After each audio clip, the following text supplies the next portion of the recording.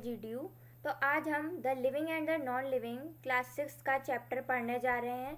तो इस चैप्टर में हम पढ़ेंगे क्या, तो सबसे पहले हम ये जान लेते हैं। तो इस चैप्टर में हम कैरेक्टरिस्टिक ऑफ लिविंग थिंग्स पढ़ेंगे कि क्या क्या कैरेक्टरिस्टिक होती हैं लिविंग थिंग्स की, कि उनको न्यूट्रिशन की ज़रूरत होती है जिससे वो एनर्जी बनाते हैं, उनको रेस्पिरेशन करना होता है जो कि फूड को तोड़ता है, किस में, एनर्जी में, वो सेल से बने हुए होते हैं और स्टिमुली का रेस्पॉन्ड करते हैं। जैसे कि अगर हम कोई भी गर्म चीज़ छूते हैं तो हम एकदम से अपना हाथ हटाते हैं, तो वो हमने क्या किया, रेस्पॉन्ड किया टू द एनवायरमेंटल कंडीशन।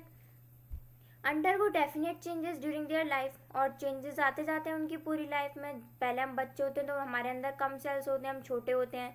जैसे जैसे बड़े होते जाते हैं हमारे अंदर सेल्स की क्वांटिटी बढ़ती जाती है और बहुत सारे चेंजेस आते हैं।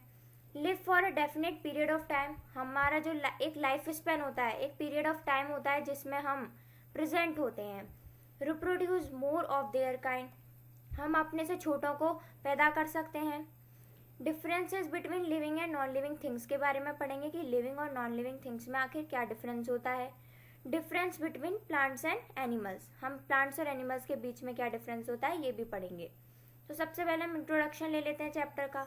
How wonderful is our world, हमारा जो वर्ल्ड है वो कितना सुंदर है।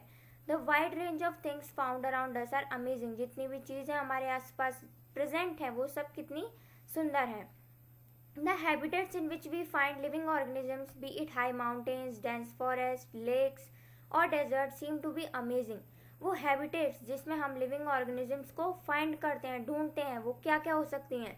माउंटेन्स हो सकते हैं, डेंस फॉरेस्ट हो सकते हैं, लेक्स हो सकती हैं, डेजर्ट्स हो सकते हैं, और ये सभी बहुत ज़्यादा सुंदर हैं। Do you know that water, air and soil together sustain life on earth, अगर वाटर, एयर और सॉइल ये तीन चीज़ें नहीं होंगी तो लाइफ पॉसिबल ही नहीं हो पाएगी अर्थ पर। तो इन तीन चीज़ों का होना अर्थ पर बहुत ज़्यादा नेसेसरी है। In addition we see a vast variety of things around us every day, और भी कई चीज़ें देखते हैं हम अपने आसपास। At home there are tables, chairs, books, utensils, cloths, mugs and so on.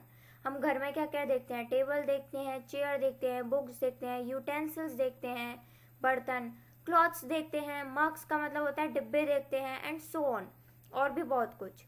Some of you may have pets such as a dog और अ कैट, कुछ पेट्स होते हैं जिनको हम पालते हैं, तो वो कौन कौन हो सकते हैं, डॉग हो सकता है, कैट हो सकता है, कुछ रैबिट्स को पालते हैं, तो कोई भी पेट हो आपका।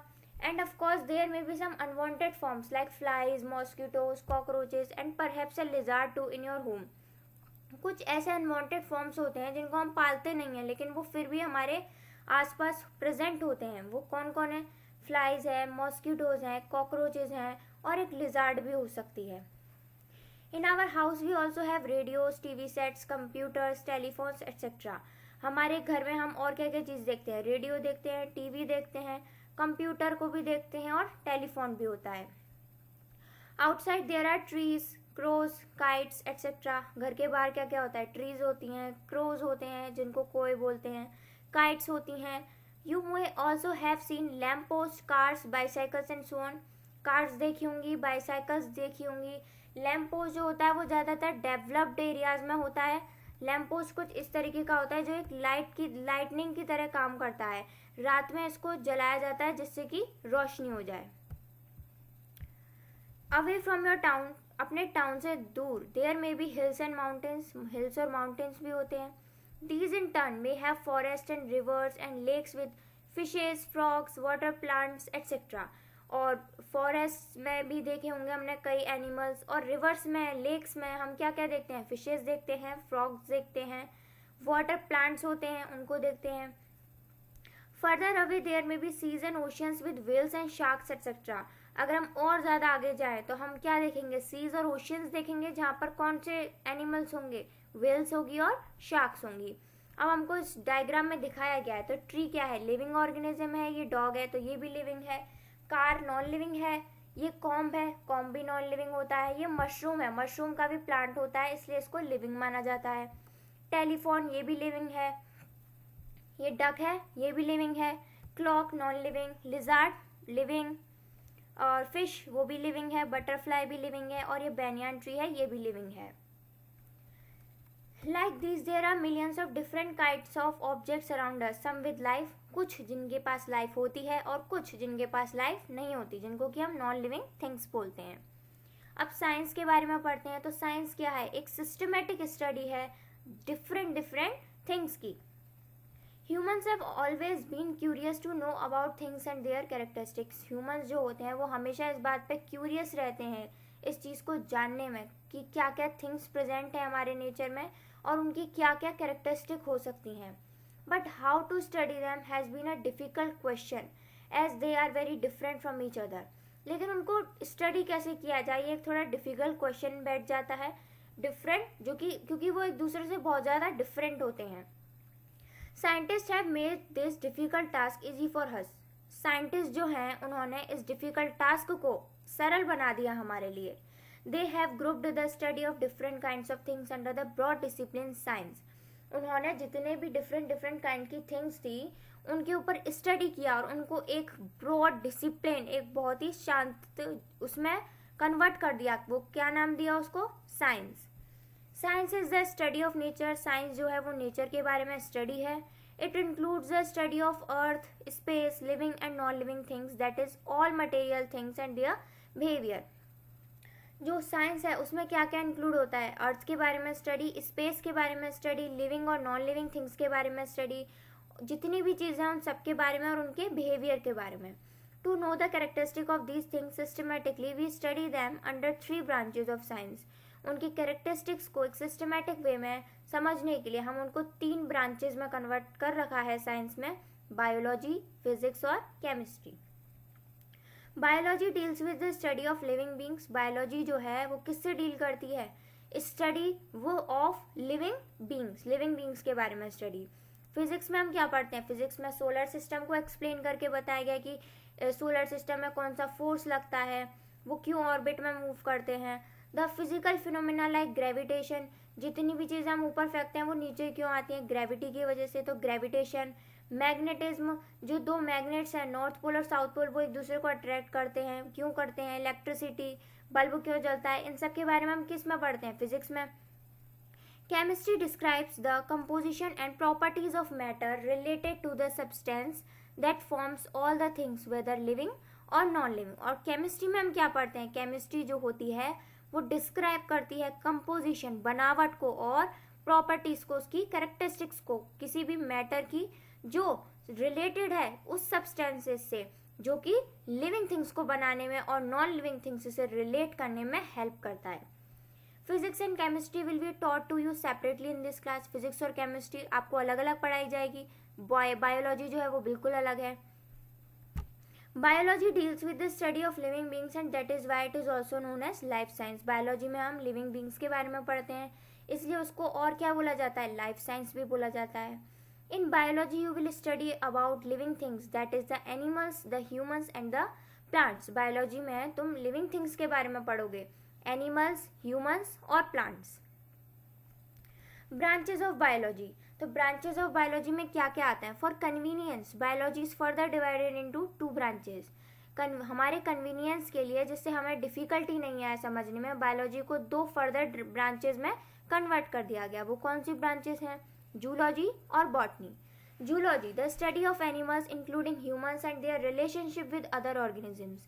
जूलॉजी में है हम एनिमल्स की स्टडी करते हैं, जो जिसमें कौन आ जाते हैं? ह्यूमंस आ जाते हैं, और उनकी रिलेशनशिप विद अदर ऑर्गेनिज्म से उनके किस तरीके के रिलेशनशिप हो सकते हैं वो स्टडी करते हैं. बॉटनी में हम प्लांट्स के बारे में पढ़ते हैं और प्लांट्स के रिलेशनशिप विद अदर ऑर्गेनिजम्स की, प्लांट्स के किस किस ऑर्गेनिज्म से क्या क्या रिलेशन हो सकते हैं वो हम बॉटनी में पढ़ते हैं. तो अब हम ये पढ़ते हैं कि बायोलॉजी की आखिर इंपॉर्टेंस क्या है. तो the knowledge of biology helps to know about the living things. इससे हम लिविंग थिंग्स के बारे में जान पाते हैं. The structure and functioning of body parts of plants, animals and humans, कि स्ट्रक्चर क्या होता है और फंक्शनिंग क्या होती है बॉडी पार्ट्स की, किसकी? प्लांट्स की, एनिमल्स की और ह्यूमंस की. अंडरस्टैंड डिसीजेस के बारे में समझते हैं, वो कैसे फैलती हैं और उनको हम कैसे कंट्रोल कर सकते हैं. This helps us to make proper care of our health and long life. ये मदद करती है हमें हमारी प्रॉपर केयर में, हमारी हेल्थ की और लंबा जीने में. Learn the importance of plants and animals, इससे हम इम्पोर्टेंस समझते हैं प्लांट्स की और एनिमल्स की, and to conserve them as they are mutually dependent, और उनको हम कंजर्व करके रख सकें क्योंकि वो एक दूसरे के ऊपर बहुत ज़्यादा डिपेंडेंट होते हैं। ग्रो बेटर फूड क्रॉप्स, हम ज़्यादा अच्छी फूड क्रॉप्स को ग्रो कर सकते हैं by using better variety of seeds, fertilisers and to protect them from diseases. किसको यूज़ करके? बेटर वेराइटी ऑफ सीड्स को यूज़ करके, फर्टिलाइजर्स को यूज़ करके, and to protect them from diseases. अब डिसीजेज से और जितने भी मतलब कुछ ऐसे मॉस्किटोज होते हैं जो फसल को बर्बाद कर देते हैं, तो उनके लिए हम अलग दवाइयाँ छिड़कते हैं क्रॉप्स में जिससे कि उनका बचाव हो सके, तो उस सब के बारे में भी हम बायोलॉजी में पढ़ते हैं। Control the growing population of the world, कि वर्ल्ड की जो पॉपुलेशन है उसको ज़्यादा बढ़ाने में हम कैसे मदद कर सकते हैं उसको कम करने के लिए, तो वो भी हम इसी में पढ़ते हैं। Specially in India which would otherwise lead to the shortage of food, land and forest, जिसकी वजह से क्या हो सकता है? फूड की शॉर्टेज आ सकती है, लैंड की शॉर्टेज आ सकती है और फॉरेस्ट की शॉर्टेज आ सकती है। कंट्रोल द पॉल्यूशन, हम पॉल्यूशन को भी कंट्रोल कर सकते हैं of water, air and soil, किसके? वाटर के, एयर के और सॉइल के। Pollution is the cause of many dreadful diseases among plants, animals and humans, जो पॉल्यूशन होता है वो मेजर कॉज होता है किसके लिए? बहुत सारी डिसीजेस को फैलाने के लिए, किस? Among plants, animals and humans, plants में, एनिमल्स में और ह्यूमंस में। Choose a career such as to be a doctor, a pathologist, a veterinary doctor etcetera. हम एक कैरियर को भी चूज कर सकते हैं बायोलॉजी की हेल्प में। जिनको बायोलॉजी में इंटरेस्ट होता है वो या तो आगे जाके डॉक्टर बनते हैं या फिर आगे जाके पैथोलॉजिस्ट बनते हैं। पैथोलॉजिस्ट होते हैं जो डिफरेंट सैंपल्स को कलेक्ट करके उनके बारे में स्टडी करते हैं। और अब वेटनरी डॉक्टर का मतलब होता है जानवरों का doctor etcetera. Living and non living things, the world in which we live is made of two category of things, living and non living. जिस वर्ल्ड में हम रह रहे हैं वो जो वर्ल्ड है वो दो टाइप के ऑर्गेनिजम्स में बटा हुआ है, लिविंग थिंग्स और नॉन लिविंग थिंग्स में। Let us know how they differ from each other, it is necessary to know the characteristic of living things. चलो जानते हैं उनके बारे में, वो एक दूसरे से क्यों डिफरेंट है और उनकी कैरेक्टरिस्टिक्स को जानना हमारे लिए बहुत ज़्यादा ज़रूरी है। Examples of living and non-living things. In the table below, an example of a living and a non-living thing is given. From your common sense, complete the rest with the examples which you have actually seen. तो हमें ये living वाली table दे रखी है और ये non living वाली table दे रखी है। इसमें काउ का एग्जाम्पल दे रखा है, इसमें ब्रिक का एग्जाम्पल दे रखा है, इसमें 4 स्पेसेस और हैं। तो आपको ये सोच के इसके आंसर कमेंट सेक्शन में बताना है। So thank you. हम अपनी नेक्स्ट वीडियो में कैरेक्टरिस्टिक ऑफ लिविंग थिंग्स के बारे में स्टडी करेंगे। Thank you.